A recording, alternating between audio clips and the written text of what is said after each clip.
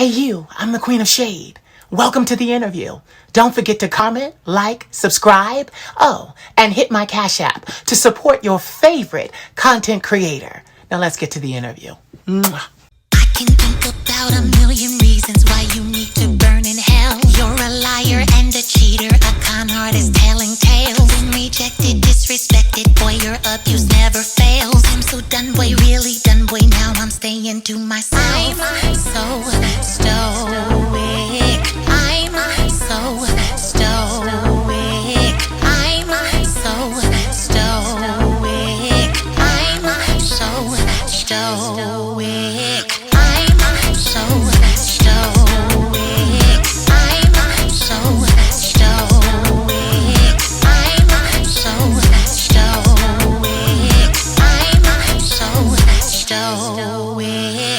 Salutations, everyone. This is your fearless leader, the Queen of Shade, coming to you with another special presentation. Moving full speed ahead, getting to know some amazing men from around the world has been an iconic experience, to say the least.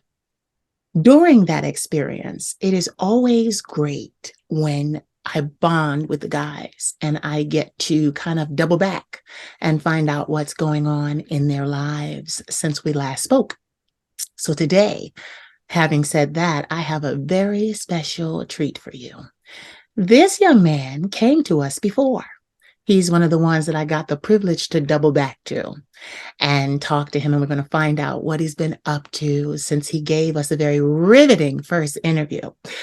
He was no holds barred, and he was very open and honest about everything that he said, and it was just really good content and conversation. So having said all of that, I would like to welcome for the second time to One-on-One with the Queen of Shade, Mr. Sean Costin. Yay! I don't have the audience. How are you, sweetie? I'm all right. I just came back from the gym. I'm sorry I didn't get my costume on and everything. No. We like gym. We like sweaty. We like gym. Yeah. You look perfect. I guess my costume is nothing, so yeah, I guess. Yes. We like that too. We like that too. How the hell have you been? I've been all right. I've been trying to be busy and productive. Yeah. Since we last talked, you got me kind of restarted back into the whole game, and I've been trying to do my best. It's been about a little over a year now, I think, since we talked, which is crazy. Yeah, which is crazy. Yeah. But we've talked in between. We've talked in between, just never in the formal setting. But yeah. Of course, yeah, we keep in contact. We're friends, right? Yes. So of course, friends keep in touch. But yeah, this is it's great because I wanted to do a part 2 just so we can, go over the things that's been going on since we last talked, and maybe grab something from it that your audience might like. From my perspective of, from not doing anything as much, from doing a whole bunch of stuff until now. So yeah, ask me anything you want to ask me, and I'll be as honest as I can, of course. Okay. Well, let's recap for them. We're not going to go through that whole interview that we did the first time because that's on them. They got to go watch it. We need the views. Right. So yes, but the first time we spoke, it was kind of nostalgic and surreal for me because what they didn't know and what they found out during our conversation was a conversation, was that I was a huge Sean Costin fan. And, for those of you that may be watching for the first time, Sean Costin is a brand. He does a lot of different things, but among what he does, he's an adult entertainer. And I say that term very loosely because Sean does a lot. It's kind of funny because it's like adult hospitality. It's more. It's like, how you get on a plane and then there's coach and then there's first class. It's like first class and you get your own concierge, and you've been very vocal with us. You keep us up to date. You talk to us. So we've been able, even since then, to see you kind of burst back onto the scenes. And just from my experience watching, I've never stopped watching, Sean. So I've never stopped watching. So yeah, I've never stopped watching. Like, I told you my Vitster name is Sean Costin Lover. I told you that the first interview. So this is great. This is the second time I get to say that. But I've never stopped watching. But what I do love is, like you said, first interview, first conversation, you were getting back into it. Now you're back into it. I'm watching you go to Miami. I'm watching you collaborate. I'm watching photographers. I'm watching amazing content being put out by you. And what I love is in our private conversations, I'm going to tell them this.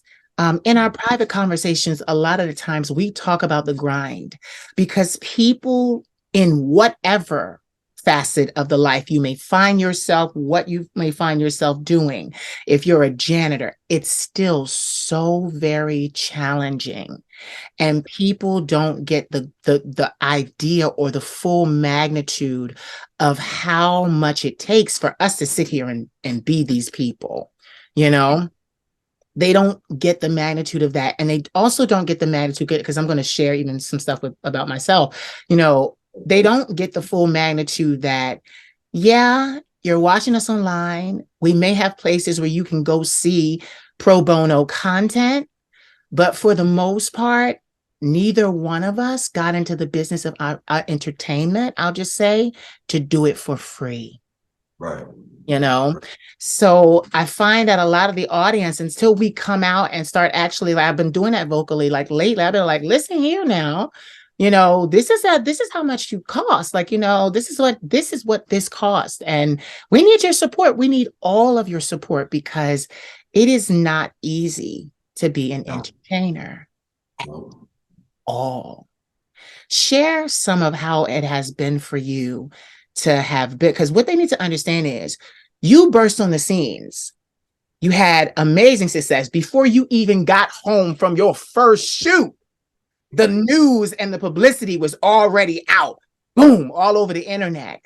So talk to them about, and talk to us about, how it was to go from that and really be, like Khalees says, caught out there, to disappearing for a long time, and coming back and finding out that you still have all of these adoring fans that can be converted into customers.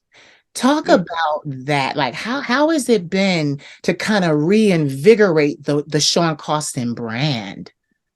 It was you know, kind of easier at first, just because people are more excited, like, oh my God, he's doing more stuff, he's doing new stuff. I've already watched all the old videos a million times. It's great. Let's see what he can do now. So it's a little different with the OnlyFans, because you are now kind of established as a content creator. So you're more independent. You're not with a studio anymore where they're doing most of the editing, and you know, they have their certain style of how they film and shoot. So people are already used to that kind of style, and they prefer it almost just because it's more professional. So they're kind of waiting to see that mimicked with the creation of whatever I do, with the filming, with the collaborations, the solos, or whatever I do. So it's kind of like, all right, well, I have to match what I did for them to want to stay and then keep subscribing and, you know, be a customer at the end of the day. So that's been the toughest part for me, is finding that creativity that will keep them subscribed, keep them happy, keep them getting off, and keep them coming back. And I've really tried to ask, from a content creator's point of view, being at the same time customer service, right? Like, what do you guys want to see? I'm always trying to ask that, whether it's in my stories on Instagram, whether it's on Twitter, even on OnlyFans sometimes, because I get most of the free advice, I guess, because people love being where they can be for free. So Instagram and Twitter are my platforms for that. So that's where I'll ask for the majority of the people to see, like, okay, maybe they're not subscribed.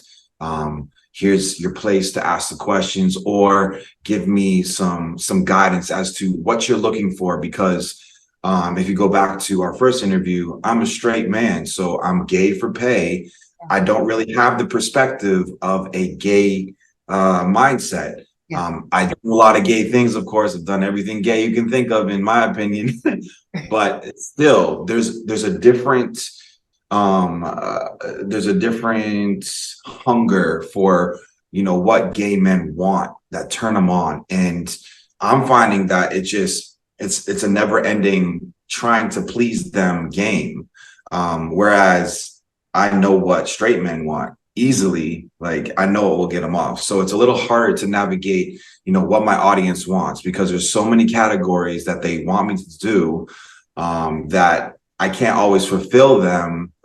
So it's just doing what I can do. And that's what the mission has been the whole time since I got back into it. Been trying to collaborate with as many people that I think people would love to watch me be with. And again, for those who are watching this and have been a fan of mine, and you're trying to see me with certain people that maybe I haven't worked with, it's not because I don't want to work with them. For the most part, it's usually because the other content creator is lacking the communication, or they, didn't follow through with setting up something with me, or for whatever reason they don't want to work with me. It's not so much me. There's really not a lot that I will say no to.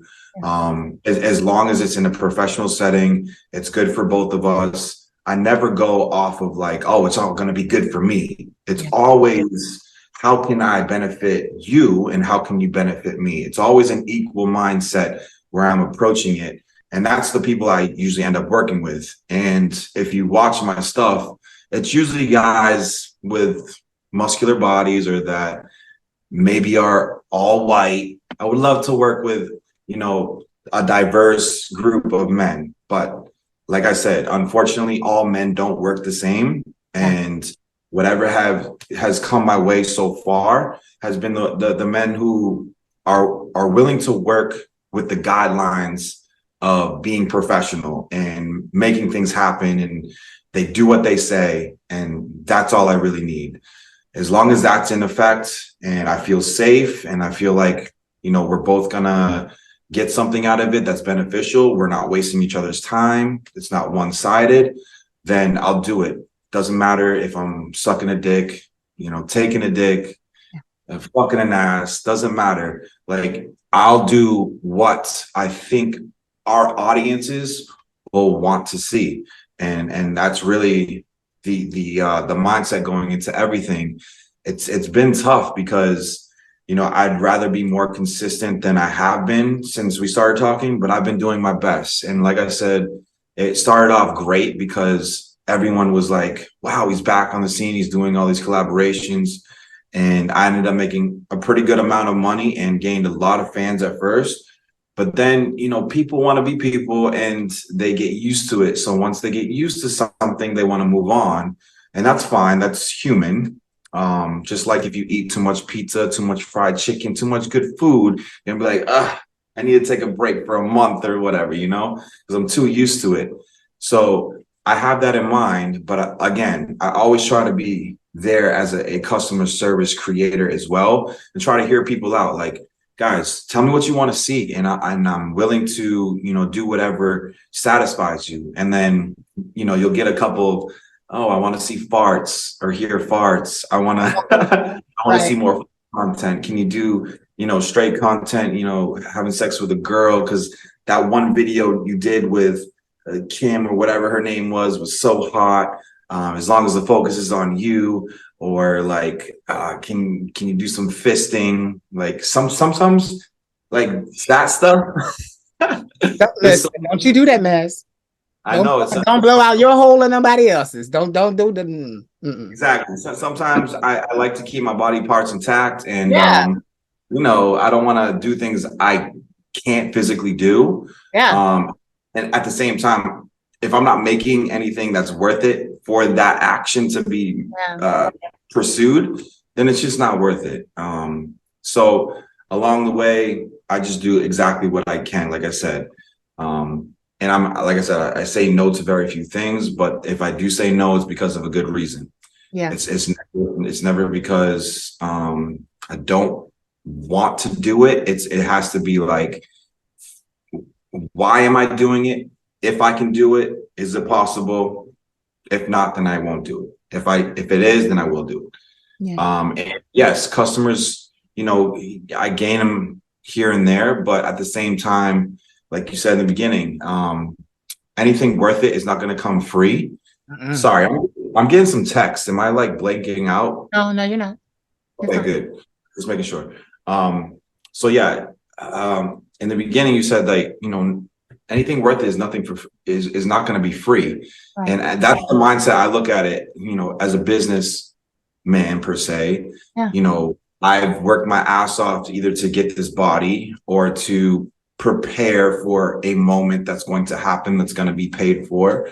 Yeah. If you've already fantasized about me and come however many times to me, I'm looking at it as like you're getting a fantasy and I'm willing to give it to you if you can afford it. Yeah. And it's as simple as that. People want to make it complicated and be like, well, can you do it a little cheaper? Or what will it be if I do this way? Or if I come to you? They always trying to make it go lower and lower. I'm like, look, this is what it costs. I know it's expensive, but it's what I'm worth because I know what's out there. I've been in front of people that are doing way better than me as content creators, and I'm not that impressed. I'm more impressed with what I see in the mirror of myself. Yeah. So I know what can be offered. And that's no disrespect to the people I've worked with out there or people that are killing it in the game and might look great on camera and not the best in person. But I'm going to give you exactly what you see in my pictures and my videos. And I'm going to make sure that that shows up at your door or wherever you come. If you come to see me, that you're going to get that quality product.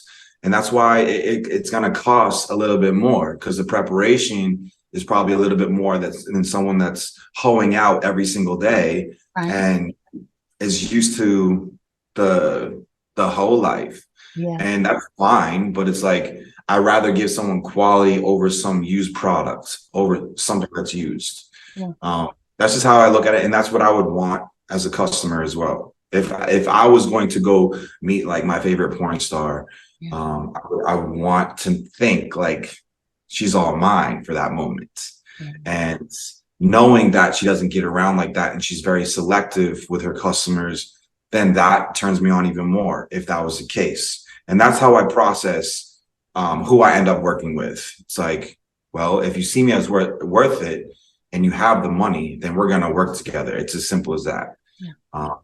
But there's, again, everything that's good comes with some bad. There's the haters that come with it. And then there's people that pretend to be me out there and creating enemies because they're stealing people's money, pretending that they're me and catfishing people with photos, good texts and emails.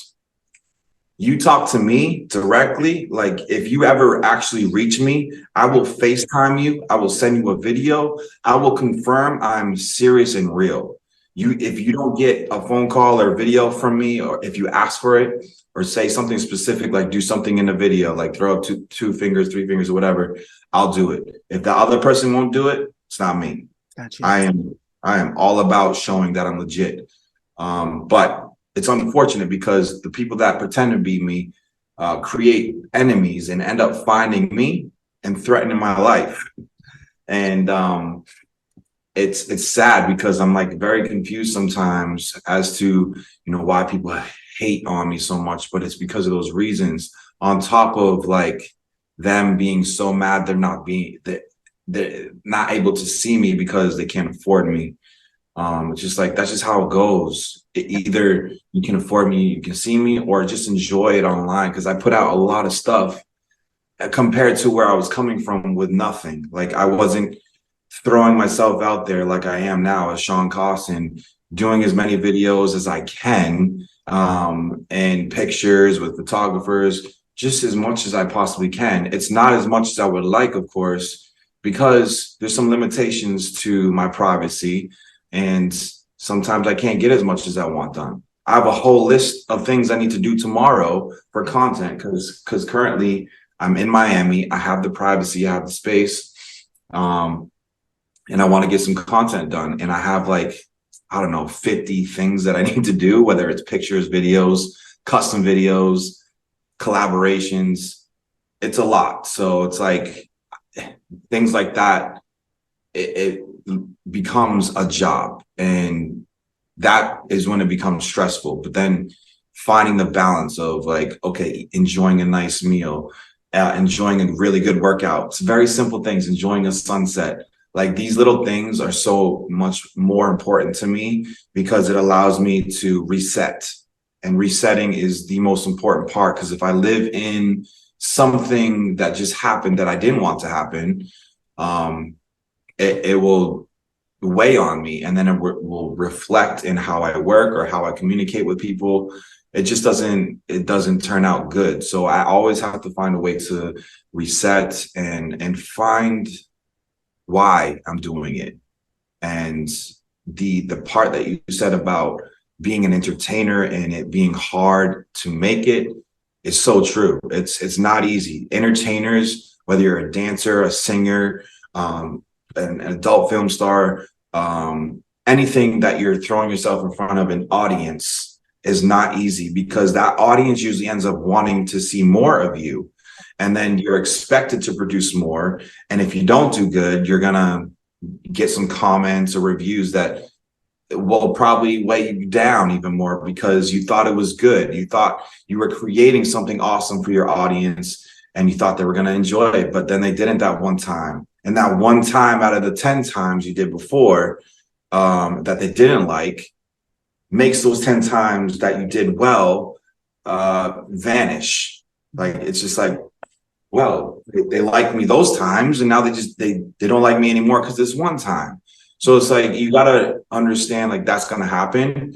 And maybe you won't make as much as you thought you were going to make from that situation.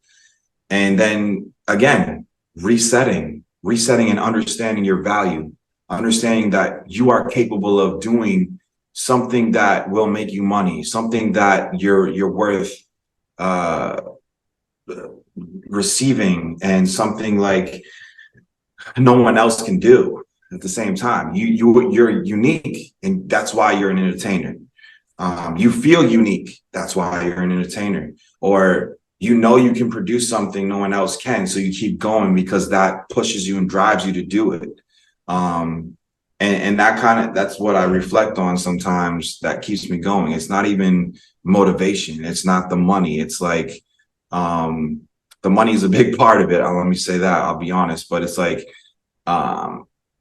if it was only money, then I wouldn't do much. Right. Because being creative takes a different type of mindset, and money isn't always the motivation. It's like, that's what makes it so unique and so entertaining, that it comes from a different place than the financial part. You either have it or you kind of don't. And if you have it, it will show, it will shine through everything that is superficial. Like, it'll just be like, wow, okay, that's different. I like that. Let me keep watching it. Wow, he's consistent, or she's consistent. Wow. It's just it's a different perspective. And some people don't look at it like that. They just look at it as like, they purchase something, they purchase the show, they purchase the video, whatever. And it's like, okay, well, that's over. And they walk out not being grateful for how much time was put into either create that, for you an example, to sing that, to like choreograph that, to look like that, or whatever. Like, it takes a lot of work for entertainers to just be. So wake up and be that person everybody's expecting to be, or expecting to see and view. So all those things are a lot of weight compared to a person that doesn't have to worry about any of that. Worry about the audience that's watching you. You just have to wake up, get ready, and go to work, or wake up and live your life and take care of your family, and not worry about people trying to ruin your family. Like, then there's so much that goes into producing the things that you watch. So like a simple video, if you do it right, there's you can put your camera on a tripod and just like, for example, for OnlyFans, if I'm gonna do a solo scene and just like go like this the whole time, that's kind of boring after a while, right? So you gotta think about what would a horny man want to see. They want to see all the angles, right? They want to see if I'm going like this, jerking off my dick. They want to see the balls moving a little bit. They want to see up close, like a glazed dick. They want to see the tip. They want to see like what's going on because they want to feel like they're a part of that moment. And you got to think of these things because eventually they're going to get sick of the same thing if you produce the same thing over and over. And that goes with the name content creator. If you're a good content creator or just an entertainer, you are aware of these things. You're an artist. You're producing something. So unless you have someone like helping you with everything, which is rare and not reliable, you have to always be aware of these things and be creative and innovative and different. Copying people will only get you so far, and people will see through it too. I really try not to copy anyone. I just think about like, okay, this is what I have to work with, this setting or this room or this area, this scene, and how can I make the best of it so people can feel like they're a part of this moment.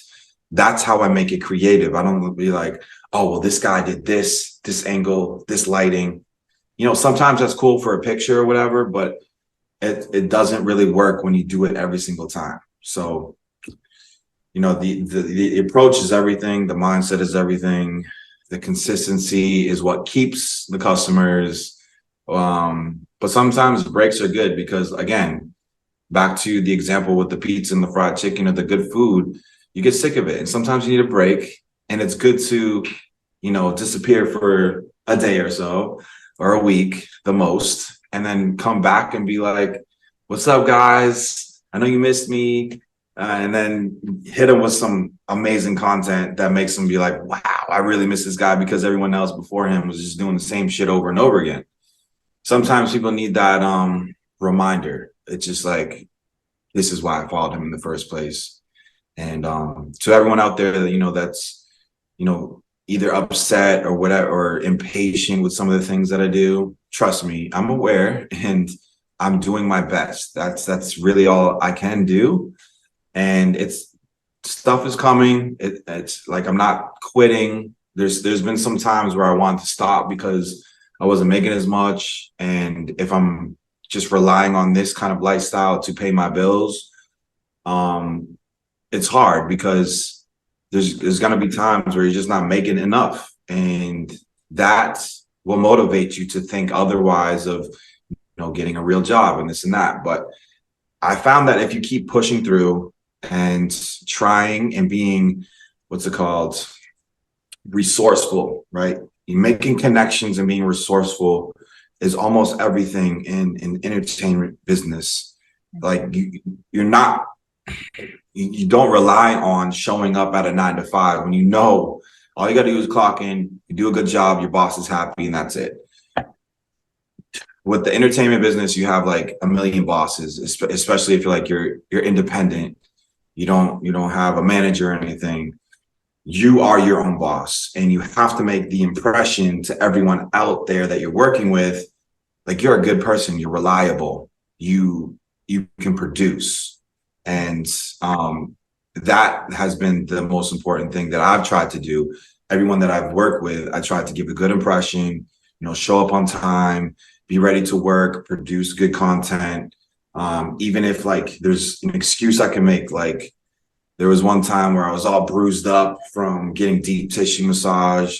Like I was red and purple and everything, but I was like, you know what? I'm just gonna put makeup on this and get it done anyways. So you just gotta think outside the box and make it happen. Like anything else, any other hustler out there, anybody that's, trying to make it from the bottom to the top, you're gonna find these problems that's gonna keep you from pursuing that opportunity to make anything happen that's gonna push you forward or push you to closer to the top.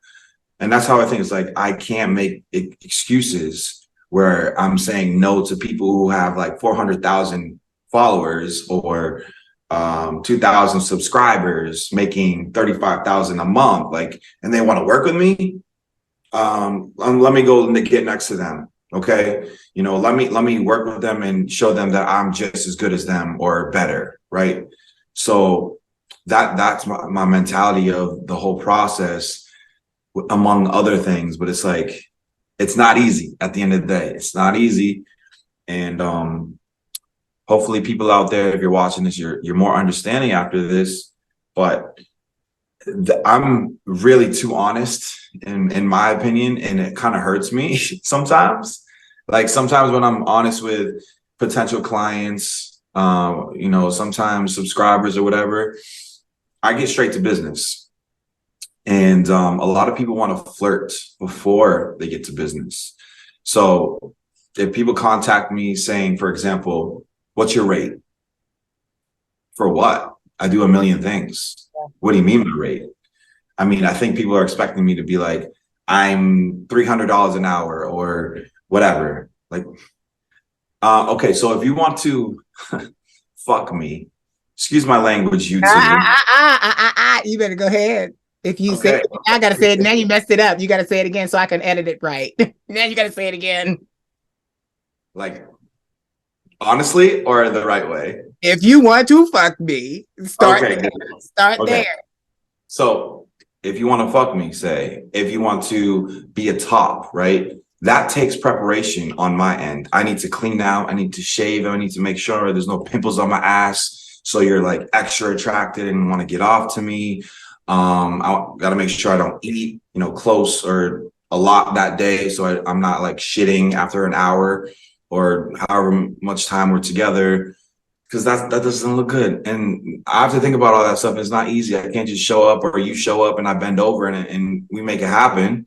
No, I want to give you quality. So that's what I prepare myself to. And that's why I charge, say, average, if I like you, if I've seen you before, $1,000. And that's the low end. Okay. If I've never seen you before, never met you, you're a risk. Yeah. I'm charging minimum 2,000 at that point. If I'm bottoming, that is. If I'm doing other stuff like muscle worship or stuff like that, it's a little lower because it's a little cheaper or less work to do for me, because really all I got to do is shave pretty much my whole body and have, nice skin to touch with oil on me and all that good stuff. So that's a little easier. If my dick is getting involved and I have to get hard, that's, more preparation. Got to take a dick pill or have my mind ready or my dick extra sensitive, not jacking off for a couple of days. So it's like it turns on with my imagination. If I jack off too much, my imagination won't really make it work that much because it's already been overused. So I gotta, if I'm gonna, get hard, it has to be extra sensitive. So ideally a couple of days before, I just don't touch it. And it'll activate better if I think of like, a romantic time I've had with somebody and, they think I'm getting hard for them. So it activates and it works. So they want to suck it or touch it hard, whatever. Cool. It's working now. So I got to think of all these things. And it's just, there's different prices for different things for that reason. Everything has a different preparation for it. And if I have to travel to you, that's going to be more money, obviously, because you have to pay for the travel. I'm not paying for the travel. I'm sorry. Exactly.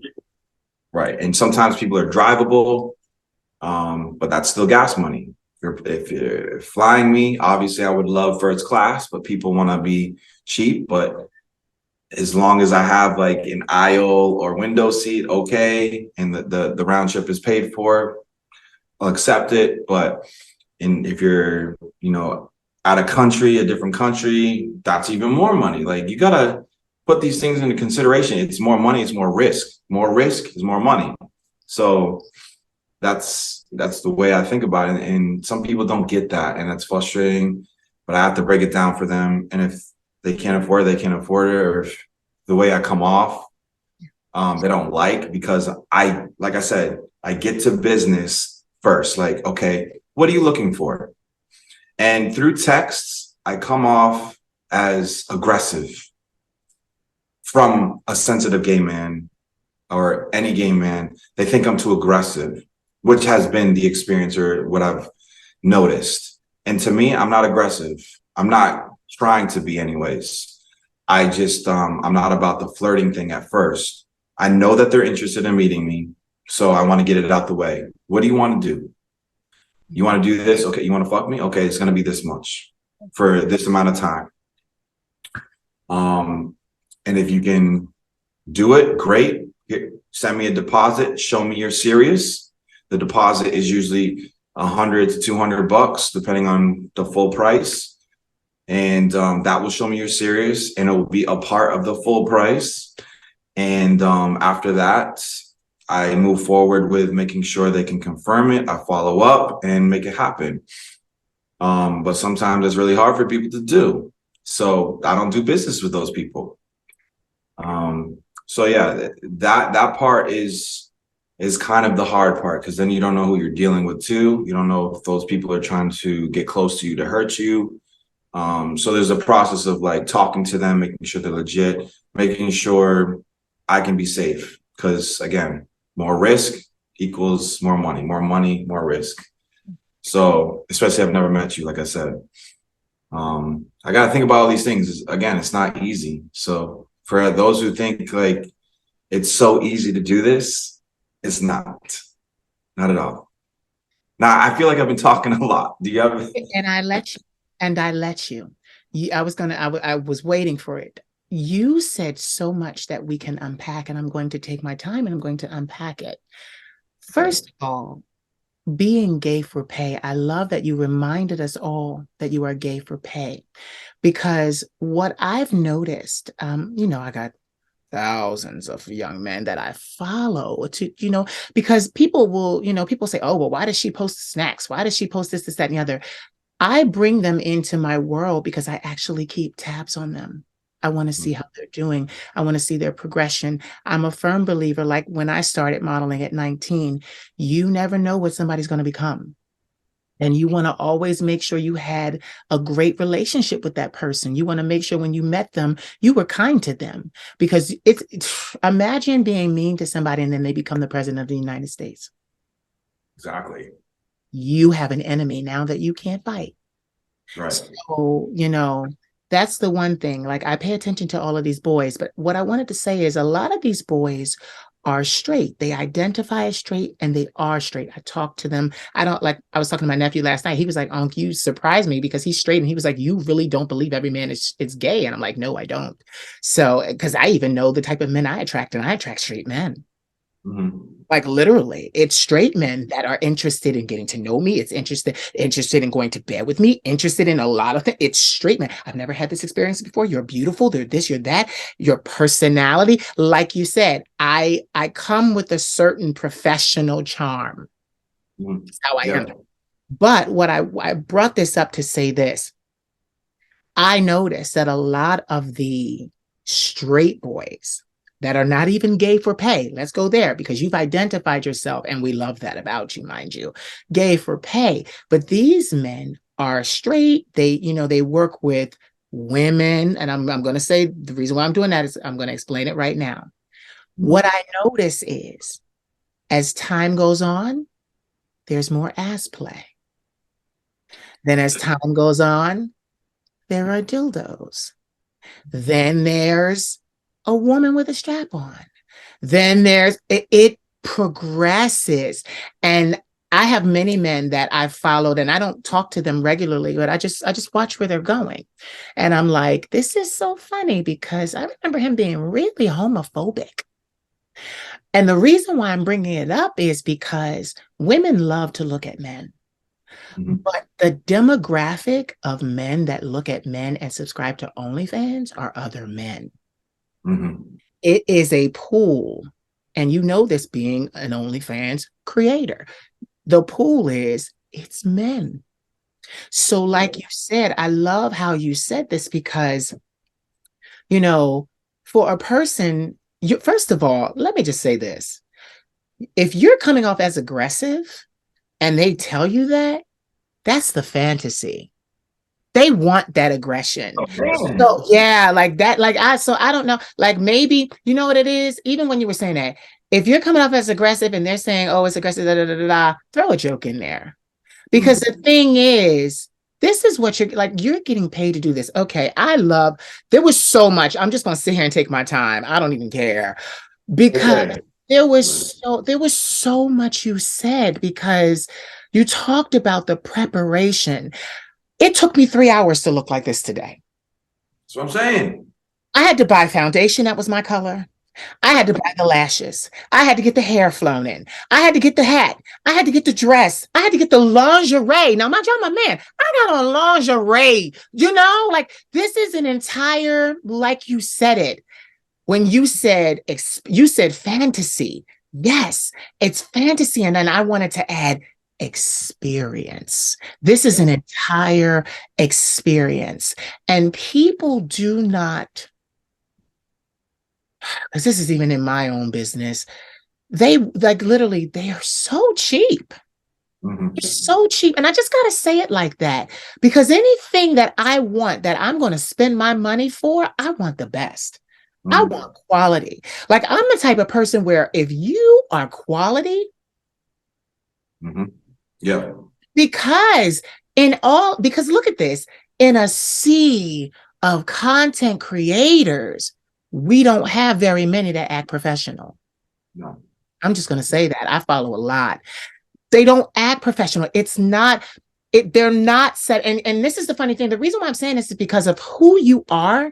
It sets you up to do very well in this business. And like, even when we've been late night texting and I'm like, you're going to make it. It's going to be great. It's going to be this. And you're like, all right, I'm just regular. I'm just ordinary. And I'm like, fuck no. Like, because there's them and then there's the elite. And I look at you as part of the elite. First of all, let me tell you something. Me and other people like me have made livings, lived in other countries, had men whining and dining us based on how we looked.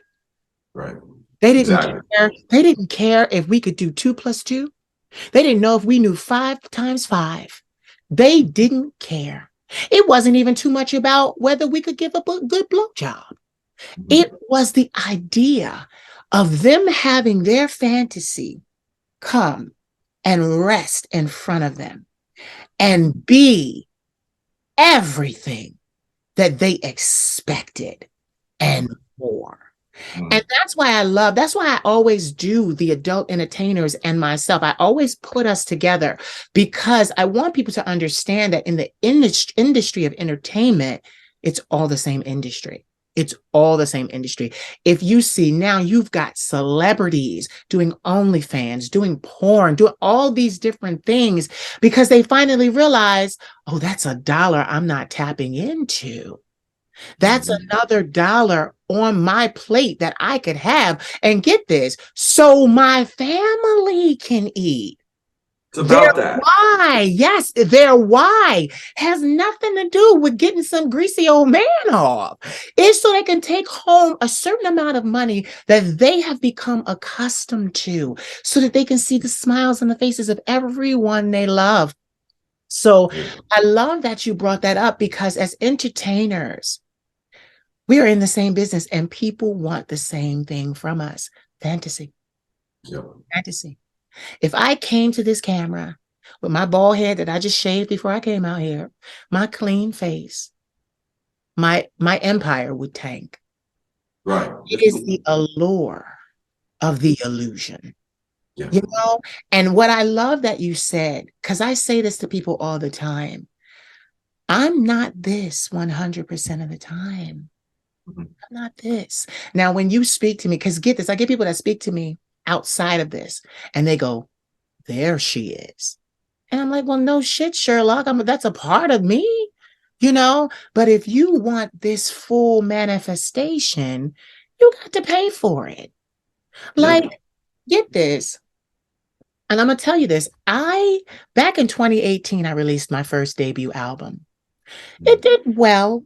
It got leaked because I had haters that were jealous of the fact that I was able to do what I could do, and they leaked my album, so I had to plug up a leak. I don't even care about that because it helped me in the long run. So it turned around and my music was out there. It was being heard around the world. And then I want to say maybe 2 years ago, I got so frustrated and I removed all my music. I pulled it off every streaming site. And the reason why I did that is for one album of 25 songs, 26 songs, I spent $50,000. That's a lot of songs. That's a lot of money. Yeah, that too. $50,000. Wow. And get this, that was with one producer. I worked with another one. So we're looking at an excess. And you know what? I thank you for bringing this up the way you did, because I get to tell these people I spent $100,000 to make my music. Right. Yeah. But yet and still, I put it on streaming sites, and the streaming site will charge their patrons $19.99 a month and pay me 0.05 on the penny. Yeah. Yeah, there's no return on investment sometimes, and you have to suck it up. And you know what I realized? My grandmother said the same thing. Suck it up. And the reason why I like how she said it, because she wasn't being condescending or facetious. What she said is, baby, you have to return to the streaming sites because this thing has levels to it.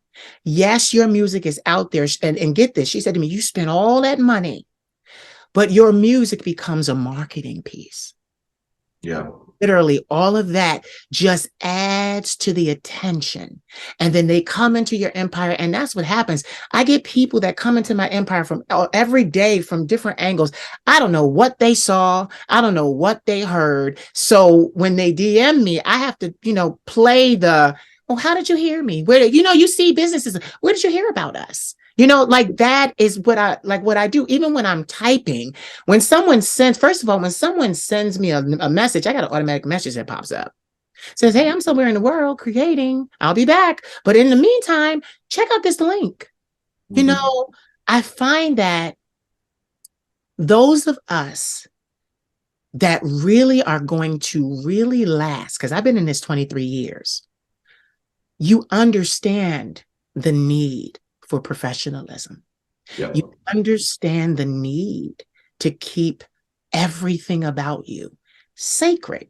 And I'm not religious, but I've in August, 11 years of celibacy. 11. So for me, pornography is my world. It's my world. And I was saying that to my 22-year-old nephew last night because I said to him, because, we were having conversations like this. He's a young rapper and he's like, listen, these people don't nearly pay what I had to go to the studio and make. And he's dealing with that. I don't see the return. And I have to tell him, you got to stick with it. It's like a snowball. It starts to grow and grow and grow. And then before you know it, something happens where you get mass exposure one time and they go back and they look at everything you ever did. It's kind of, it starts to click that way. But none of us know when that moment, that prime time moment is coming. So, you said it right. We have to suck it up and we have to keep going. Yeah. And I have many days. Let me tell you something. All of winter, all of fall, all of winter into March, I didn't sit before this camera and do not one interview. I left Instagram for 6 months. Really? Exactly. I got 50,000 posts. Nobody knew I was gone. I left for 6 months. And because I really did need to recharge my battery, because I had been going on Instagram since 2013. Mm-hmm. My viral moment happened in 2018. And my grandmother said to me, but you had to start in 2013 and keep going, because what if you had stopped in 2017? That viral moment wouldn't have happened. And I get mad sometimes. I'm like, that's a pretty shitty incentive. You could go viral. You could be seen, all that. It's a lot to weigh on a possibility, but Yeah. get this, probability. Yeah. If you keep going, those moments will come. They will come. But I said all of that, and I'm still going to still unpack what you said, because we talked about the preparation, we talked about the clients, we talked about, and this is the thing, and I've learned this even in my um outfit and what I'm doing with my brand. The only thing the public wants from you is more. See, Exactly. that's the Yeah. only thing. But get this, our businesses, and this is why I talk to you the way that I do, and you're like, how do you feel? So how can you be so confident? It's because I see an even greater picture. I started in mainstream and then walked because I didn't want to sign those contracts. I didn't want to sign with that record label. I didn't want to sign with American Idol. I didn't want to do all of those things. The two modeling contracts in Paris. I'm like, listen here, y'all not really trying to market me. I got to go. So I left, and for a long time I sat, and then in '08 I came to YouTube and started all over. And I started singing. And do you know, a lot of the people that I'm interviewing now, that I have interviewed before I took my 6-month break, a lot of those people were with me in '08. I'm Nice. getting a lot of opportunities now because of '08. My producer, get this, I didn't know her when I was on YouTube singing. But a young man followed me on there. And then when I stopped YouTubing and went to Facebook and was like, I'm just going to focus on the guys. I had that, like all the guys. I would go on Model Mayhem and I would post what I saw and I would tag the guys so you could find them. I've been doing that since '03. But when I did that, he came back to me on Facebook. He's like, you're over here now. I'm like, yeah, I'm not really singing over here. I'm trying to find myself. And that's what we all go through. I was like, okay, that didn't work, but it did. It did. So he said to me, he was like, listen, I got this girl that's fresh out of engineering school. And he was like, listen, she's charging a fairly low rate for beats without royalties. If you buy the beat outright and don't do the licensing, she'll give you a flat rate and she wants no royalty on the music. I'm like, what? Say less. Got my money out and get it. At first, I wasn't even going to use her for me. I had two girls that I was working with, two very great artists. Shout out to, oh my God, I'm gonna say her stage name, Ava Limberg. And then the other one, I forget her stage name, but her name was Kenise. We all worked together. But I took this producer to them. And what happened was they liked her work, but they weren't really feeling it. But I was on the phone because it was a phone meeting. She was far away. So I was flipping. So while they're saying, I don't really like this, I'm texting her like, here's your money. I want that one. I want that one. Like, literally, we're having a conversation on the phone. There's 4 people on the phone, and I'm texting her like, I want this, I want that. It has literally been since 2013. We've been working together. It's 2023. That's 10 years. I've been working with her. And get it, it was because I didn't quit. I took breaks. You probably made her better too. Oh, get it. We the dream team now. When I tell you we the dream team now, we're the dream team. Like she's like a sister to me now. She really is a sister to me. And it's like we talk. When we talk, we talk. So it's just like, and she's like, and she always says to me, you're bigger than Instagram. You're bigger than this. You're bigger than that. And I'm going to be very candid. I always tell her, I said, baby, I know. I said, but the problem is my supporters. I got all these supporters. Get this. Right now, I have about 128,000 subscribers on Instagram that actually hit the follow button. But when it comes to impressions and accounts, I'm in the millions. That's why I always post my insights, because I want people to see y'all can think what you want about these low scores. I got millions of people watching me. 2018, 21 million people. That was my breakout, and I was able to keep it going. I was frustrated. I cried. I cursed. I yelled. I screamed, pulled my hair out, even my hair. I mean, like literally, when I tell you I went through the gambit of emotions about how I was spending so much money and the money was running out and I didn't have more money and I wasn't getting a return on my investments. I went fucking nuts. Yeah. And I must be honest, it's only up until recent that I'm like, all right, I understand this game that I'm playing. This is a long game. This is not a short game. But people ask me, well, how were you able to do this? And I'm very vocal about this. How were you able to do this? And I'm like, I'm not going to lie to you. My grandmother, my grandmother pays every bill. Every bill. I don't have to worry. Turn around, my phone crashed. Well, actually, my phone was hacked. And she bought me a new one. iPhone Pro 14 Pro Max. Like my grandmother does these things. And I'm saying this to you because I don't take it for granted. See, I have a very sensitive heart. And I know what it was like to be out there on my own and have no one to fall back on. When the bill was due, the bill was due. And if I defaulted on it, I lost whatever I needed, you know? And so and that's why people don't understand. Why is he showing all these men? Because they're trying to put themselves out into the world. And I know it takes a long time to see that return. Yeah. See that return. Get this. I mentioned to you, you know about this. They don't, but I'm going to mention this. I was going to be on television. Mm-hmm. I was slated to be on television. Yeah. And you know, my thing was this, my dream and my plan since I came back from Paris at 23, because I was there at 22. When I came back at 23, my worldview had been opened. I found where I belonged. I belong in France. And I just had to work on how I was going to get there. So I spent 18 years.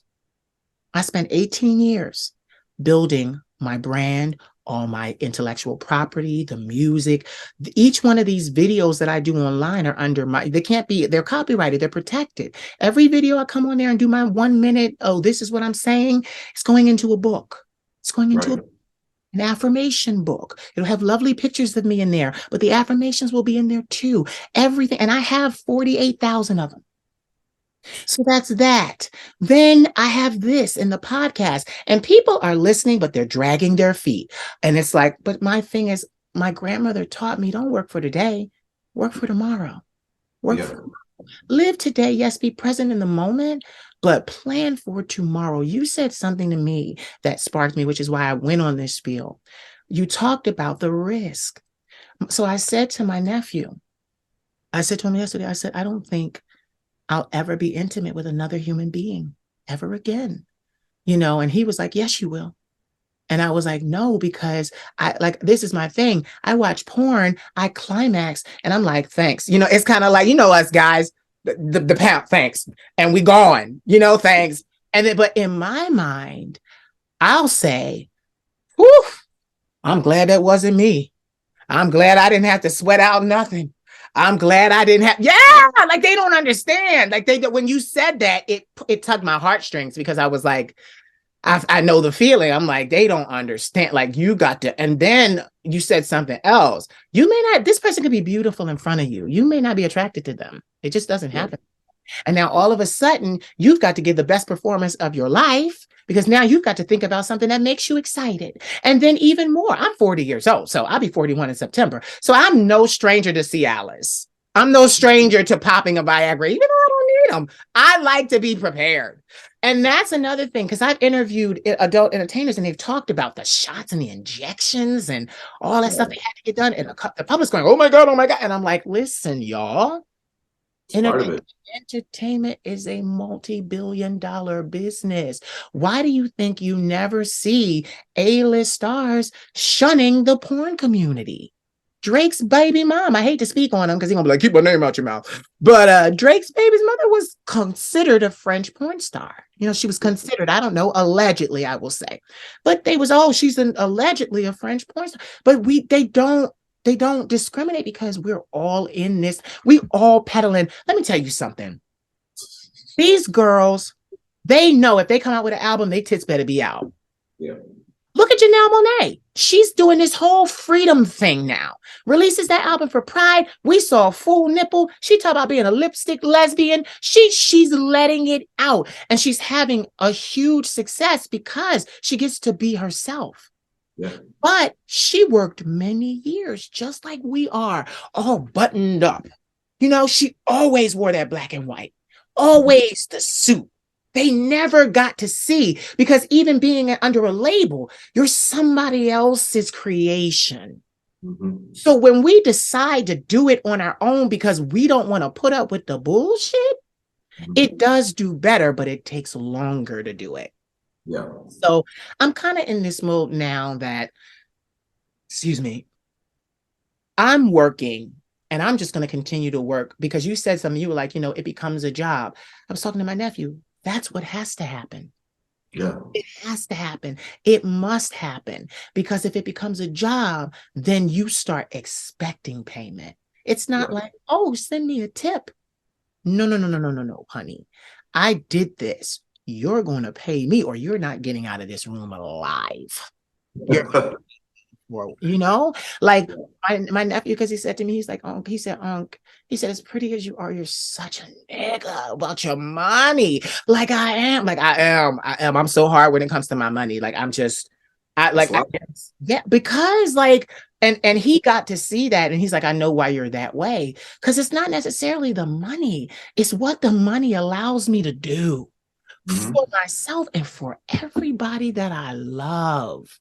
Like that, I will do this until the day I die. And that's the thing. And my grandmother used to say to me when I first started, because I used to have a lot of meltdowns. At one point, I was going to sell out part of my catalog, and she got mad at me and was like, don't do that. I was like, we just need some money. She was like, no, don't do that. It'll be worth it in the long run. Just come on. So, like, she really taught me. She said, listen, you got to be committed to this thing. This is what you want to do with your life. This is what you've chosen. That's the word. What you've chosen to do with your life. So she said, you got to be in this, whether you pass or fail. And that's what people don't do. And then she said, and when you fail, you start right over, but you're not starting from the beginning. You're starting with experience because you did it before. Right. And it came true in my life, because when COVID happened, my one LLC went kaput. Right. I didn't go bankrupt, but I had to disillusion it. So I turned around and was like, I was feeling all kinds of bad. I'm like, yo, like I put so much into this company, the licensing, just everything. I was like, oh my God, like I can't have, my business be not just be me as a regular person, because then you can't hide your assets. Companies help you hide your assets. Yeah, yeah. So what I did was, towards the end of COVID, I got my money together. It was hard, but and get this, people don't know this. During COVID, some of my supporters held me down. When I tell you held me down, I've never publicly said this, but I had about 3 clients that booked me for mentorship. I'm $250 an hour. Right. They called, Sean, 3 people called me every day the entire pandemic. Nice. Exactly. That's good money right there. 3 people out of all the 100,000 that I've had. 3 people religiously called me every day so that I could afford to pay my bills. That adds up. It was with that money that I was able to start the Queen of Shade Entertainment LLC, which is the reason I'm sitting here. And I felt it at first, oh, I'm starting over. And then I realized, no, I'm not. And this time around, I have doubled in time. I have doubled what I was doing then. I have doubled and quadrupled what I was doing. And I'm like, and now it's kind of like, it's so weird, because now things are being offered to me. I said no to the TV show because I'm like, okay, it started as this. I'm not nobody's mascot. You keep like they Hollywood, they like to, oh, we want you for this. Then they start taking stuff off the table. And I'm like, no, no, no, no, no, no, no, no, no, no, no, no, because I'm fine over here doing what I do. I have a following. I'm fine. I will get to the money. I don't care if I'm 80, I will get to the money. And my grandmother says, it's not going to take that long. I'm just like, whatever. But, then they start offering me movie roles. And I'm like, and I said to him, I said, with all due respect, and I really did. I had to think about that, because that's the test. Do I go into Hollywood and say, well, 10%, 15% of something is better than 100% of nothing, 85% of nothing? Do I just concede? But that's what I saw so many other people do. And then I thought about it, and I wrote them and I said, I'm just going to have to decline, because they wanted me to self-tape. They're going to send me the script and stuff, self-tape. And you know what I said? I said, Even when I think about it now, I said, you want me to play a character, but I created the most iconic character I will ever play. Right. It just didn't add up. I don't have to be anything else. And then put up with your bullshit and all your restrictions and then get that little stipend. That little stipend. I said, and I told them, I said, listen, y'all, I'm happy. I said, I'm happy. I do what I do on my own terms. I haven't worked for anybody since '08, '09. You know, I've been able to be a full-time creative since '09. I said, listen, my bills get paid. You know, I may not have everything I want, but hello, I don't come to this camera shabby.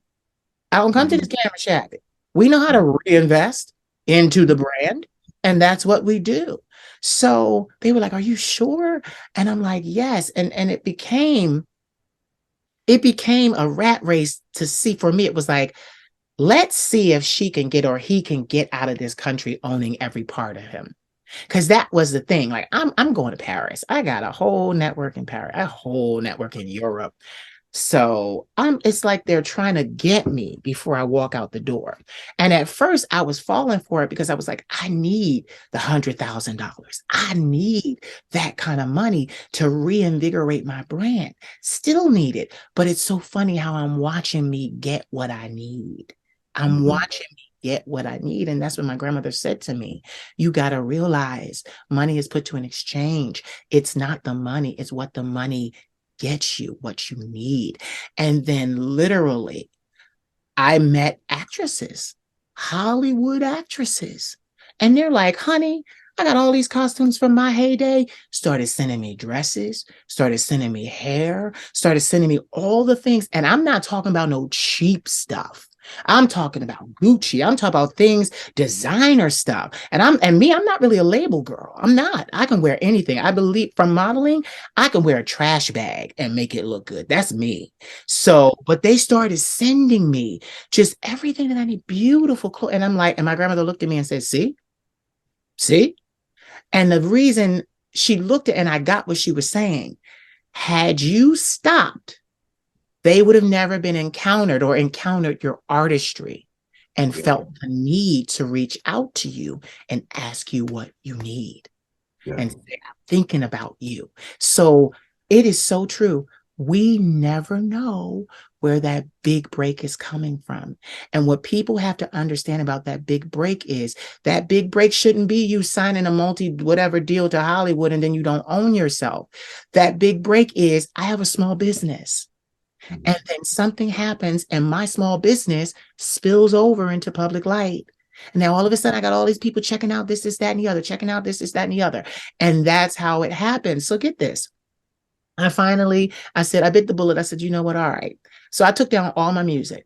I said, you know what? I'll give y'all, the album was supposed to have 10 songs on it. I gave 15 because I'm generous. That's what I am. I just am. So I said, you know what? 10 is not enough. So I said, all right, here's 15. I didn't tell anybody when it was coming out. You couldn't pre-order nothing because like I said, I had already had my one leaked. So I do stuff and do it. Like nobody knows this is coming out. They'll know, put it up to promo it. Like I learned that from the business. You don't tell your moves because I got real haters in Hollywood. Hi haters, enjoy your love and your muffins. But anyway, you know, they've done things, but it's so crazy to see how I'm really being rewarded. Put that album out May the 5th. By May the 28th, and I love this number, 5,235,615 streams worldwide in 56 countries. Wow, it's amazing. You got some angels with you, that's for sure. Thank you. That's my ancestors, all of that. I'm a shaman. I do all of that. Oracle. I do all of that. And literally they're riding for me. And it's like, when I saw that, I was like, because I didn't even know. I just went in to look at the numbers because I'm like, it's not going to be a lot. Nobody's checking for me. And when I saw that number, I called my nephew because like we're the type of people where we got to see that shit. Show it to me. I need to see it. So I was like, look at that screen. And he looked. And I was like, they're listening. Right. I'm being heard. Yeah. It doesn't matter. 23 years in the game, you're still like, are they listening? Do I have a voice? Is Yeah. it, is what I do important, or is it a vanity campaign? And the answer is fuck no. This is not a vanity campaign. This is my job. Yeah. Be mad Yeah. at me because I created my own industry outside of their industry. But I wanted to say this before I go back and give it back to you.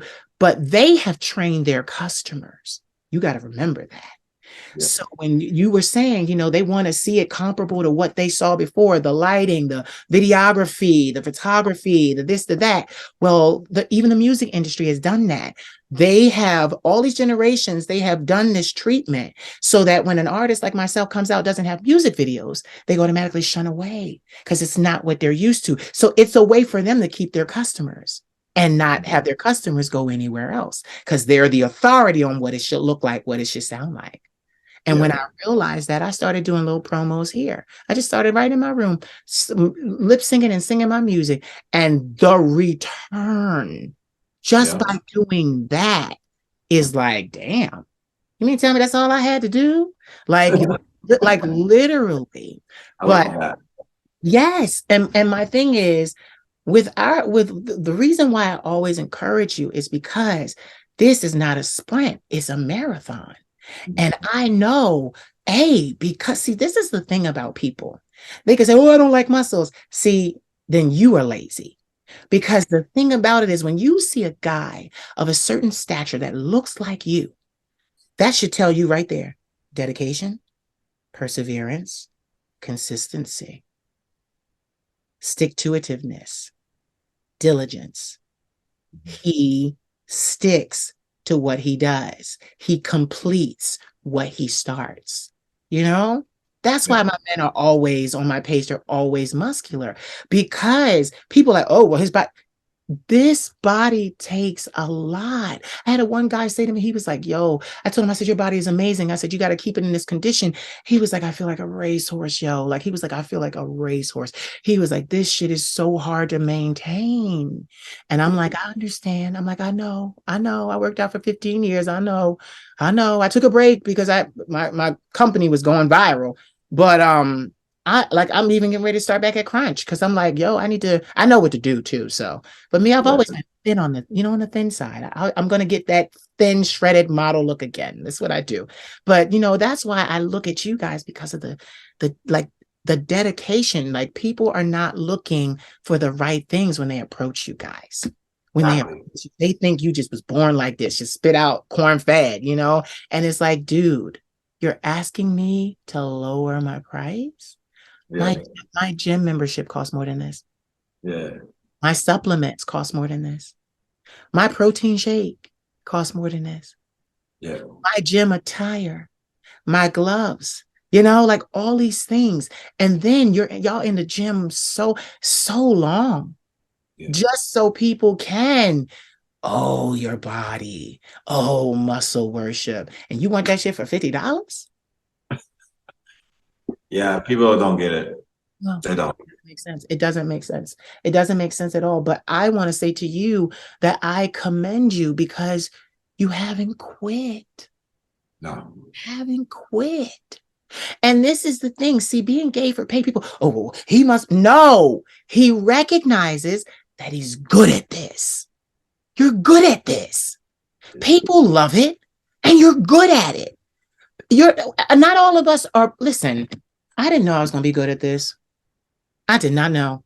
I went to school for biology, college prep, high school, biology, college biology, pre-veterinary medicine. I was like, listen, I had singers in my family, people classically trained and all of that, but I saw them fail because they didn't stick to anything.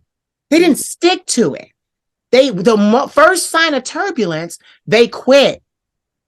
So then when I came along and I had the whole mental health struggle, I had to fight even more to do this. I tell people, you don't know what it takes for me to sit in front of you and do what I'm doing today. And y'all want this shit for free. Yeah. I've had therapy 18 years. Who paid that bill? not my supporters. And my thing is this. It's so funny because my grandmother always says to me, she's like, listen, what are your impressions this week?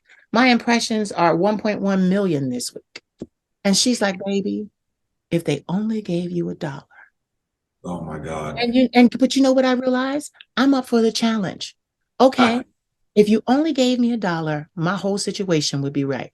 But I am determined to keep giving it to you so good that I pry the dollar out of your hand. I take, like, get it. My nephew said it to me the other day. He was like, nobody becomes a millionaire by an accident. You got to eat that shit. Yeah, you gotta be savage. Okay. And get this. I get all dressed and prim and proper in front of this camera. And then I'll like be in my room and I hate it because my nephew brings out the savage animal in me.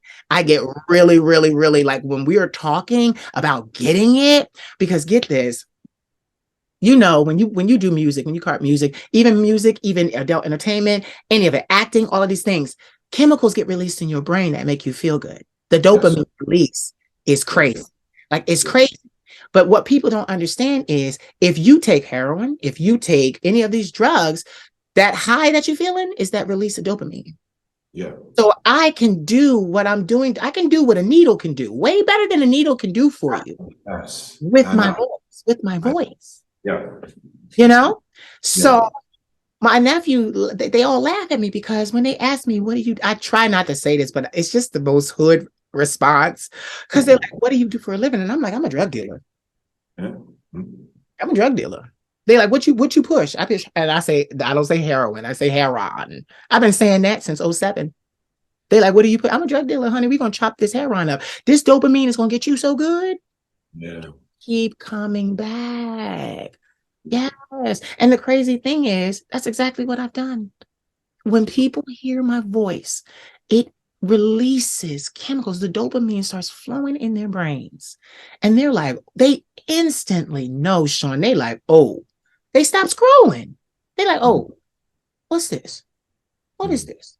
And then all of the research and stuff I've had to learn, all of the self-development, all the therapy, I threw into a minute conversation. Me talking to you for a minute. I compiled 18 years, 60 seconds. Yeah. And that's what I realized. And I want to say this to you. No one, you said it too. No one can do what you do the way you do it. Exactly. Yeah. One of a kind. So tell me, you had to take a break. I wanted to talk about this because I was so distraught about this. You had to take a break because you had to have hernia surgery. Absolutely. Yeah. How did the hernia get there and the break? And I remember you were like, y'all, I need y'all to be good on y'all subscriptions because I gotta have surgery. How did that resolve? Because I saw that you got the surgery. So take me through that. What happened? So I couldn't feel the hernia happen or anything. I was just always like, what is that feeling like in my groin? Yeah. And I thought it was just like swollen lymph nodes when I'm getting sick or my immune system is trying to fight off something. So I'm just like, it's whatever. But then over time, I guess I probably had it for like 2 years and I didn't know about it, or maybe longer. Yeah. What happens is that it just busts through your intestines. And it was like in my lower groin area, like right above my dick. So it was like 2 little lumps that were sticking out, like little heads, like popping through the skin. And I was like, that's not right. So I made sure I was able to control it. So if I went to go to a doctor and try to explain to them, it's obvious that there's something wrong. Because there was one time I went in and I wasn't able to pop them out, and they don't just pop out. You have to like push them out. Because they're only pushed out by strain of some kind. And it usually happens when I sneeze or when I poop or when I work out or like that. So I had to learn how to push them out, and I learned how to do it in the shower randomly one day. So I was like, oh, okay, now I see it. I'm going to the doctor and showing them this. And then they said, yeah, you got 2 hernias down there and you need surgery. Of course, nowadays you have to wait a million years to get surgery. So I found out, and then I was on a waiting list for like 4 months. And then I was like, finally, I can do it. but then I was like trying to warn everyone, like, look, I'm not gonna, because it being down there affected how my dick functioned, Yeah. just how I performed or even lived my life at all. So I was like, this has to get done. Once once I got done, I didn't think it was gonna be that bad, but then I was like crippled. I had to walk around with a cane for like 2 weeks. Yeah. And yeah, I was grateful that people near me that cared about me were around to help me during that time. And I was able to heal probably within a month. I know some chemistry that helps heal things a little faster with peptides and stuff like that. So I just, kind of took the time to heal, and thankfully I had some stuff saved. So I was able to still put out some content, just not as much. And then, I came down to Miami to kind of rebuild everything, like get back into working out. And that was like 2 months ago. So now I'm like kind of back to normal where I was before the hernia surgery. But it was a nightmare. It had to happen though. There was just like, there's no going around it and trying to hide it. It was unexpected, but I don't know what it was from specifically. All I can assume is that it was from maybe a heavy lift or heavy squat or something like that, controlled by the core, and it just broke through. And I guess it's a genetic thing where like sometimes your insides are weaker than what you think, even if you appear very strong. It's just a genetic thing. Some people get it, some people don't. And I think I had it earlier on than I thought. And that's why I say that, because there was some feelings when I sneezed sometime, that really sharp pain in my lower abdomen. I was like, that doesn't feel right. And I just walked away from it, and it was whatever. But once you physically see them pop out, it's like, okay, that's not right. I always take care of myself as much as I can at the highest level that I can. So that was something I want to take care of right away so I can get better and then continue. I didn't even know if I could get back in shape, honestly, because there's like 3 cuts in my stomach that they had to blow up my stomach to get in with like a robot. And then they kind of do their thing with that. And my stomach was swollen pretty good after the surgery. It took a while for the fluid to go down and get back to normal. But yeah, it was a hell process. And I'm just glad it's over. I'm glad I can still work out and nothing bad happened afterwards. It seemed like a successful surgery.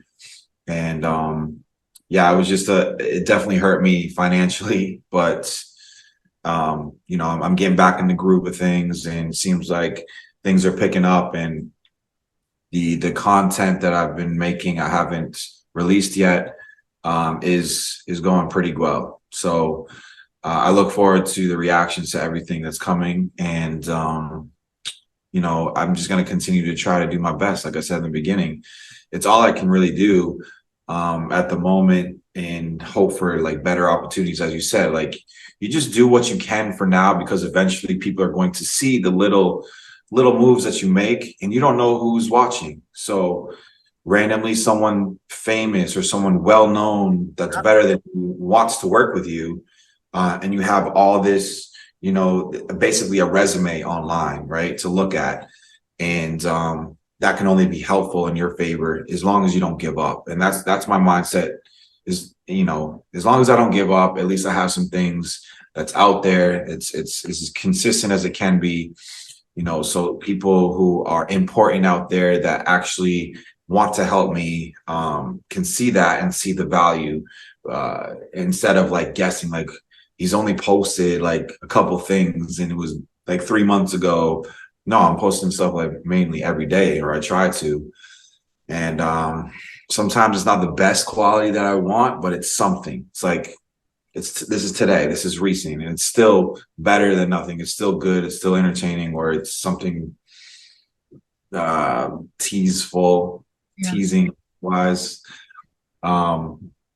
So yeah, I mean, it sucked as far as the hernia surgery, like I said, but it didn't stop me, obviously. I was worried that it was because you don't know until you heal what your body is capable afterwards. But I'm so stubborn and so determined that stuff like that only is like, yeah, I'll heal, whatever. I'll get back, you know. Even though in the back of my head, I was like, there's a possibility that I won't be able to, but Mm-hmm. I'm so stubborn. I'm just like, nah, that's not gonna happen. I'm gonna get back to normal. You know what's So so crazy? You know what's so crazy? A lot of people don't realize there are very few positions or occupations we can do.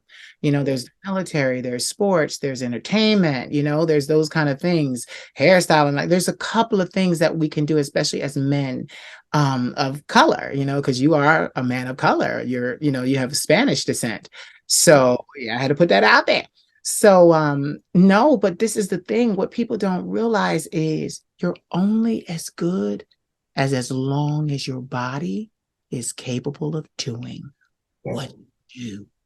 yeah. That's what people don't realize. You get sick and you can't do what you do. Mhm. Things can drop so fast. And that's why all of us are getting into this mode of residual income and passive income. I do something one time and it pays me over and over and over again. And that's why I was able to put my music back up there because I'm like, I even put it on YouTube. I'm like, listen, because you know, right now I'm like, okay, but this channel will grow. And millions of people will see this. And I need, because that's the thing. Like honestly, I think if I think realistically, the type of person that I am, I give myself 15 more years before I Yeah. completely want to like sit down because I'm 40.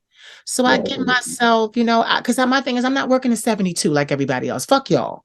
No, I'm not working at 72. Fuck y'all. No, Yeah. I'm not doing that. Like, my thing is, I want, like, what I asked the divine for, here comes the Oracle Shaman talk. What I asked the divine for was real freedom. The freedom to sing when I wanted to or not. The freedom to do this when I wanted to or not. The freedom to be able to lay in my bed or not. And you know what's so crazy? Right now, I have that. So I Mhm. got to be a little bit more specific now because I'm like, all right, well, I want to lay in my own shit. I want to lay in the countryside of France. Like now I'm getting, and that's the thing, it's causing me to dream bigger. And the crazy thing is, you know, throughout this whole process, even from the beginning, I knew what I wanted. I got everything in my phone, all Mhm. under like the realtor who I'm calling. I just need the and then everything. It was the same thing with my business. For several years before I started my business, I priced everything. I knew what website to go to. I knew what the trademark company, what the company was I was going to use. I knew all of that. And then when I got that injection of money into what I was doing, and it made it look like I came out of nowhere overnight.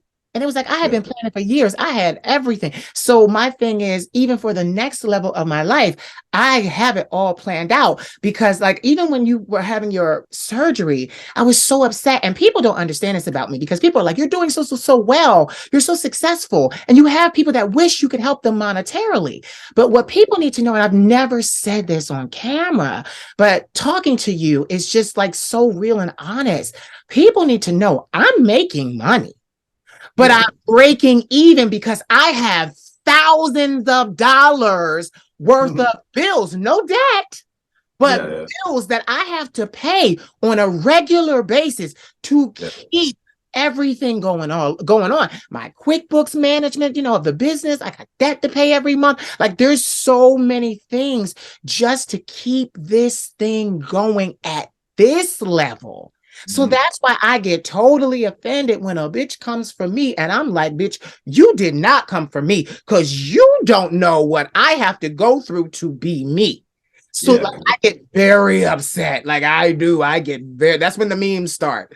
I start publishing memes and I'm telling them off every meme because I'm like, no, you need to see this shit because you don't know because we're not always public about Yeah. that. We don't always say that. Like I'm making money, but I'm breaking even. I'm trying to get over into the profit, that extra profit, you know, that I'm trying to get to disposable income.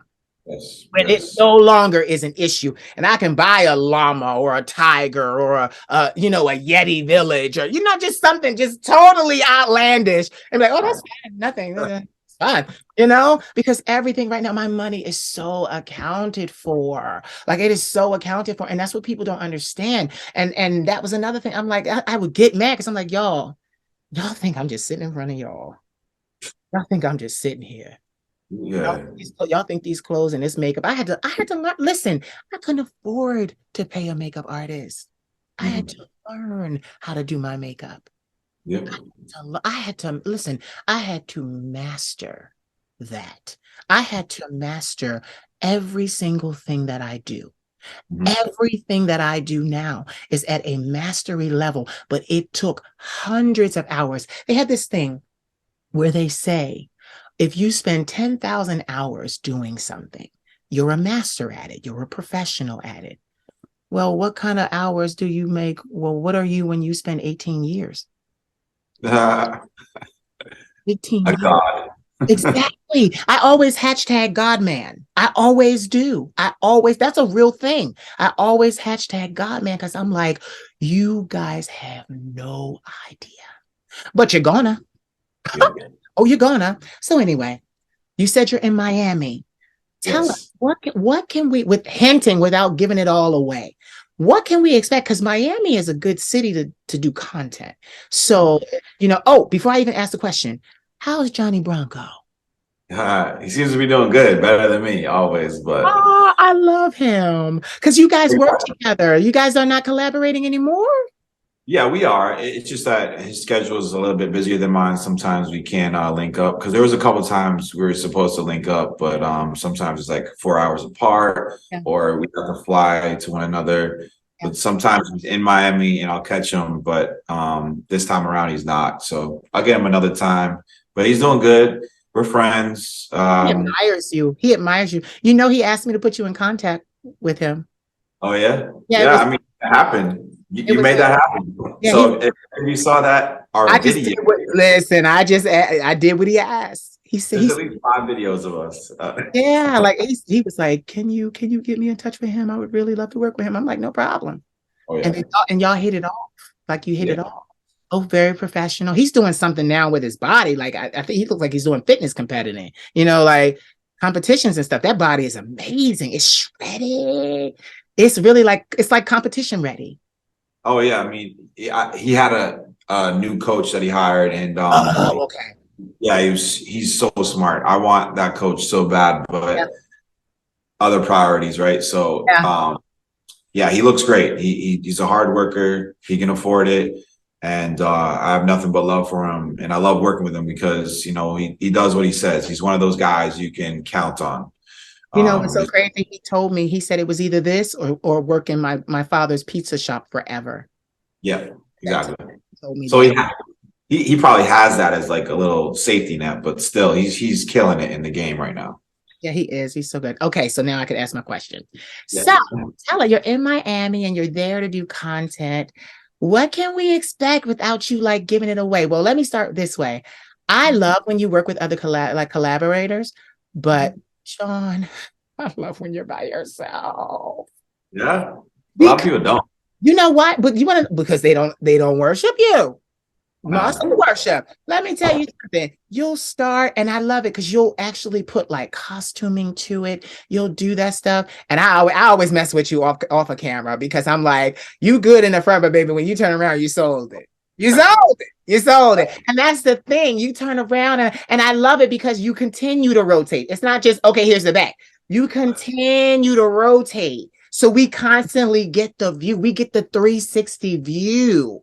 And my God, there's one guy you worked with. I don't know his name. He's a white guy. He has kind of a scruffy beard and he has blue eyes. I don't like you've worked with him. He's a shorter guy. He was shorter than you. Jake Daniels. Yes. Yes. That's my Man, brother. I That's my brother. I love Yeah. it. He's He awesome. I was introduced to him through you. Oh Yeah. yeah. I didn't know him before you. I didn't know him Yeah. before. Yeah. I mean, anyone you see me work with, just let me know. I'll reach out to him and Yeah, get connect him to you. do an interview. No, but seriously, I just loved it because you guys' chemistry, like y'all, I hate to say this because you know that makes me that'll get people's fetish going, but you guys felt like brothers. Like the chemistry was so like step No, brothers. There we go. Step brothers, people, step brothers. Okay, so you don't tank my show. yeah. Step brothers, you know, but yeah, you guys were We're- really close. yeah, he's one of the few that off camera Mhm. we're brothers. Like we'll get along. We have the same mindset, same hustle. He has way more connections than me, so he's doing way better, obviously. But we have the same mindset as far as how we approach life, how we approach work. So the conversation just flows naturally. And I mean, I guess it translates to the videos, obviously, but that's so important too to have, and that's so hard to find as well, to find that connection off camera. Yeah. So it translates on camera. Yeah. But yeah, he's an awesome guy too. Excellent. So tell us, without giving it all away, I'm gonna finally ask the question. They're like, bitch, ask the question. So what can we expect from your content? Because now you're like ready and rearing to go. You're in Miami. What are you living there? Part-time. I come, yeah. Okay, so not up in New England anymore. I go back and forth sometimes, but I'm here a lot, and I try to stay, other places just because of the safety reason of Yeah. if I'm there too long, someone might find me. So Yeah. it sucks, but at the same time, that's just how I'm living. I don't mind. Listen here, But, boy. You better get you one. yes, Get you yes. one. Because I'm getting me one. I'm gonna get me one. I need me one from my ankle and one from my hip. I ain't No, playing. that's no joke. I know people think we're like playing around, but that's no No, joke. I'm not playing because people are crazy. People are Yes. crazy because they never. I learned this in modeling when men used to follow me and they used to have to get the cops involved at the train stations and stuff. Like most people will never see something like out of a magazine in front of them. So when they see it in front of them, they do all the positive and negative things. They do both. So I'm like, no, I'm not for the bullshit. I'm not.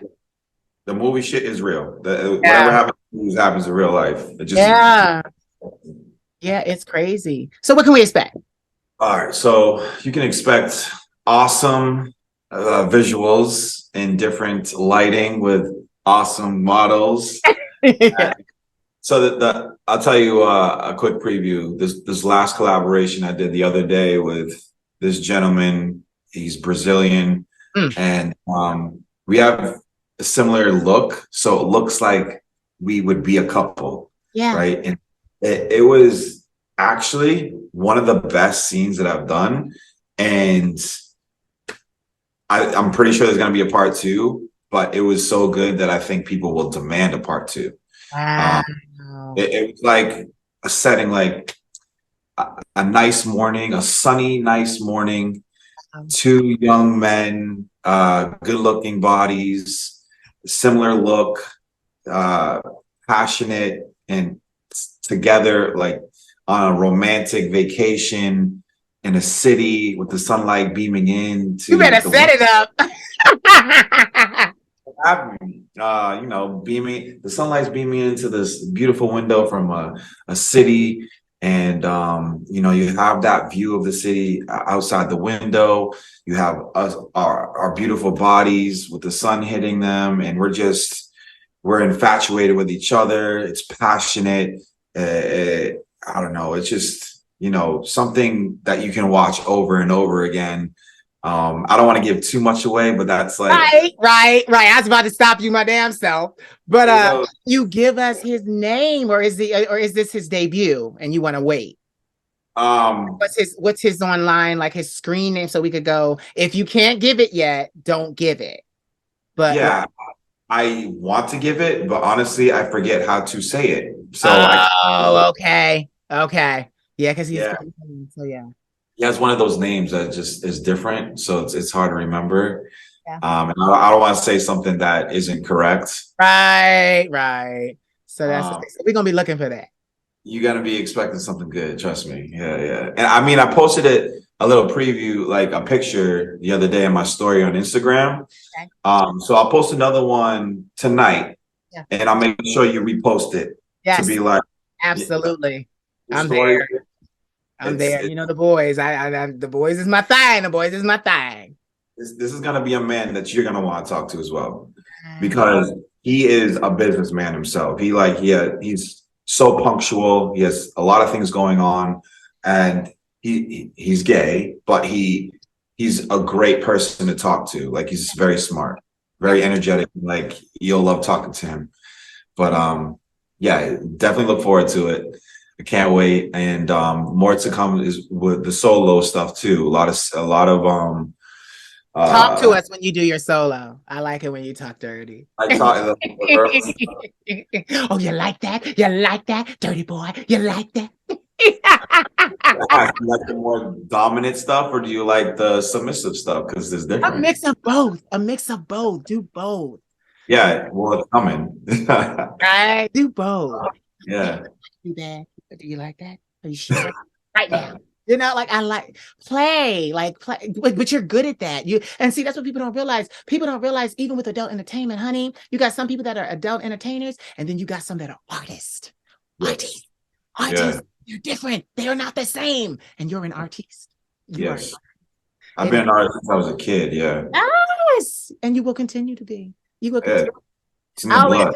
I always tell you, you wait till my star goes. I'm like, I got plans for you, honey. I got plans for you. Yes, Yeah. you're gonna be sick. I'm gonna be having your face everywhere. I'm dead. Like I'm just because that's what I love to do. Like my nephew the other day, he said, and then I'll let you go because we done went over. But Yeah. he said, like he said to me, he was like, Unc, I see why you post the guys now.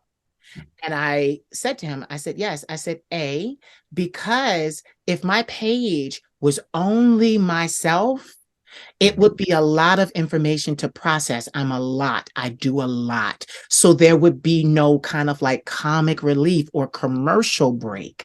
And I knew that from being in the industry, I need a commercial break. So that's why my schematic is one guy, me, guy. Because even when you're looking at the guys and you're scrolling, at some point in my 48,000 posts, you're going to scroll and hear my voice and it's going to stop you.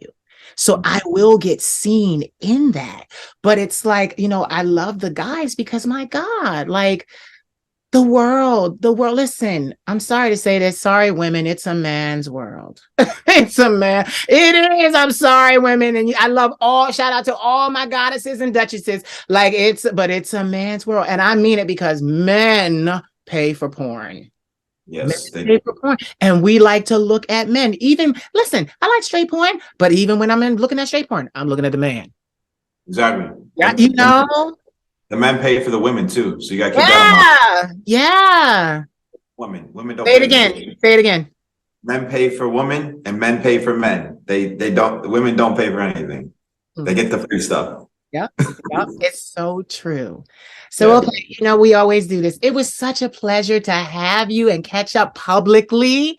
Oh my God, I can't wait for this to get out. I gotta make a couple of things to it. But yeah, I'm so like you came looking great. You look amazing. I'm glad that you're healthy. I'm glad that you're happy. We all could be a little happier. I ain't gonna lie, because this grind. Yeah. The game is no joke. Yeah. Right? It's not for the faint of heart. And you Not. see the light right now, but when I get off this, I'm a savage. Get Yeah, out. because you got it. Me too. Me too. When I pull this wig off, I'm immediately like work mode. Because Yes. this is that, and that's the thing with a lot of our entertainers that we look up to today.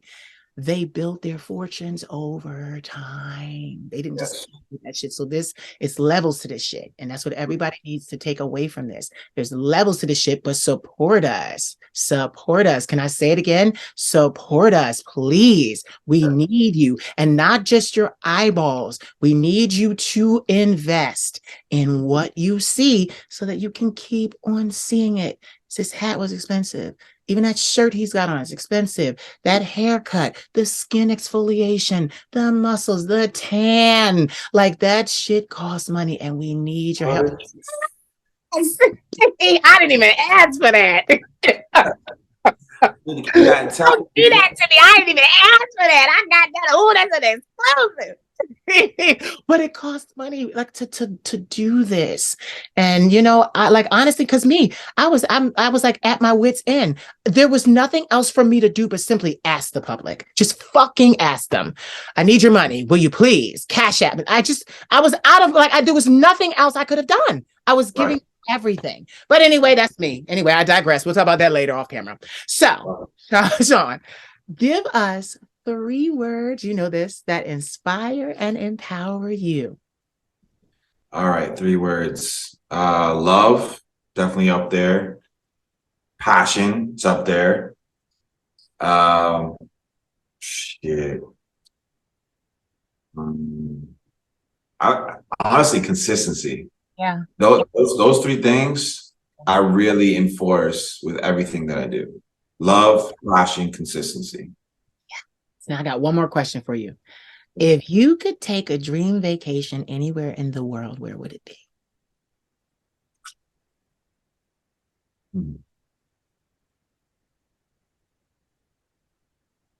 I don't really have a place because the people make the place for me. Okay. So that can really be anywhere. I would love to go to Africa, honestly, because there's so much in the continent of Africa. So many countries, so much history, so many beautiful animals and wildlife, stuff like that. So I would just love to travel. I know Europe is an awesome place to go to, but in my head, I'm thinking Africa because of just the variety of culture. Yeah. But yeah, that would be it. Or heaven. That would be a great place. Leave us. Don't say that. Don't be talking like that on my show. No. To visit, not to die. Visit. You done never visited and came back. I just want to be like, oh, that's how it is? Okay, then come back. Don't be talking about dying. Don't do that. I love you. Yeah. Thank you so much for being here. So hold on. Did you want to say anything before I go? Please follow me on Instagram. If you follow the Queen of Shade, of course, you'll probably post me. And if you see something, give me a follow.